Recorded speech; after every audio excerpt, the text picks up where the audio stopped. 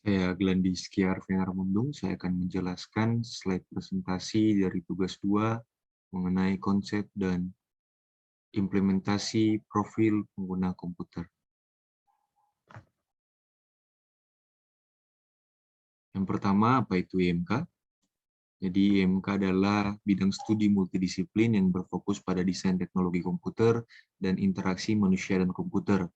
Bidang ilmu interaksi manusia dan komputer adalah ilmu yang mempelajari tentang bagaimana mendesain, mengevaluasi, dan mengimplementasikan sistem komputer yang interaktif sehingga dapat digunakan oleh user dengan mudah. Tanpa disadari, kita manusia atau user telah berinteraksi atau berdialog dengan sebuah benda, contoh layar monitor, yaitu dalam bentuk menekan tombol berupa tombol angka dan huruf yang ada pada keyboard, atau melakukan sentuhan pada mouse atau touchpad. Yang kemudian hasil inputan ini akan berubah bentuk menjadi informasi yang seperti diharapkan oleh user dengan tertampilnya informasi tersebut pada layar monitor. Multidisiplin di sini berarti banyak disiplin ilmu dalam IMK ini, contohnya psikologi dan ilmu kognitif itu berkaitan dengan persepsi user, kognitif user, atau kemampuan memecahkan masalah. Berikutnya ergonomi, berkaitan dengan kemampuan fisik user. Lalu ada sosiologi, kemampuan untuk memahami konsep interaksi, ada ilmu komputer dan teknik juga untuk membuat teknologi, ada bisnis untuk pemasaran, dan lain-lain. Berikutnya, tujuan dari IMK. Jadi IMK bertujuan untuk merancang sistem yang dapat digunakan yang berkaitan dengan satu altruisme. Jadi pada saat merancang berpikir tentang apa saja yang akan menggunakan dan bagaimana dia akan menggunakan. Berikutnya ada pemasaran atau bisnis. Jadi bagaimana orang dapat menggunakan, memanfaatkan, atau mendukung penyelesaian pekerjaannya. Berikutnya ada regulasi. Jadi misalkan aturan dari pemerintah atau organisasi tertentu yang mensyaratkan software yang dirancang harus ditujukan untuk mempermudah pekerjaan atau mungkin melayani pelanggan. Yang berikutnya, sistem aplikasi ideal. Jadi rancangan aplikasi tersebut atau aplikasi tersebut harus useful, berguna sesuai dengan tujuannya dan dapat mencapai apa yang dibutuhkan. Berikutnya ada usable, dapat digunakan dan mudah digunakan. Dan terakhir adalah used, banyak orang yang menggunakan. Berikutnya ada faktor-faktor dalam IMK. Pertama adalah faktor manusia, di sini ada model human processor. Jadi ada sistem persepsi, jadi bagaimana mata terpengaruh oleh cahaya, atau bagaimana mata bisa membedakan bermacam-macam warna, seperti itu contohnya.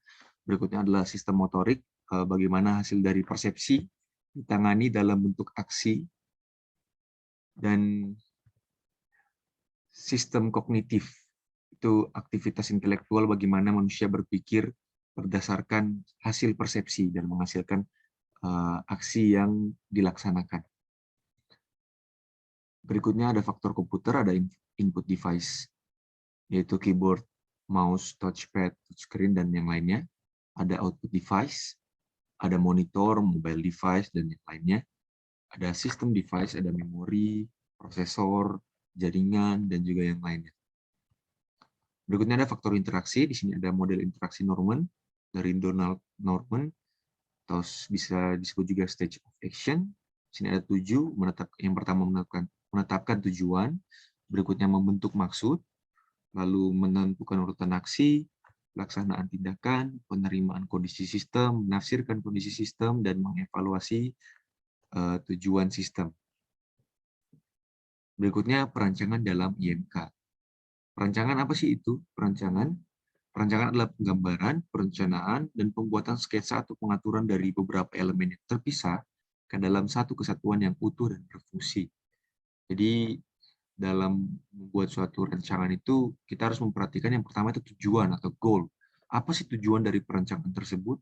Untuk siapa rancangan tersebut dan mengapa pengguna menginginkan rancangan tersebut? Berikutnya adalah kendala atau constraint.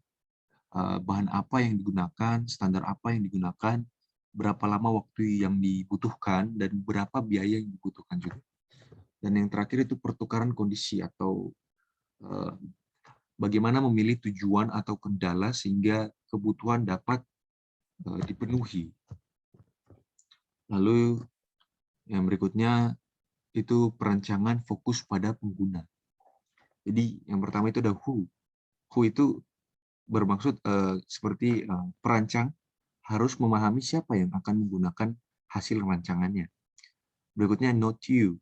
Jadi jangan menggunakan asumsi dari perancang untuk menentukan kebutuhan dari pengguna, karena mungkin tidak sama. Lalu yang berikutnya talk, atau berbicara dalam gaya dan bahasa yang dipahami pengguna agar mengerti seperti apa pengguna itu. Bisa juga ditambah dengan watch, atau memperhatikan atau survei behavior dari user. Yang terakhir adalah imagination, yaitu bisa membuat ide baru sehingga rancangan dapat digunakan dengan mudah untuk dan juga dapat dengan mudah mencapai tujuannya. Terima kasih. Sekian dari saya.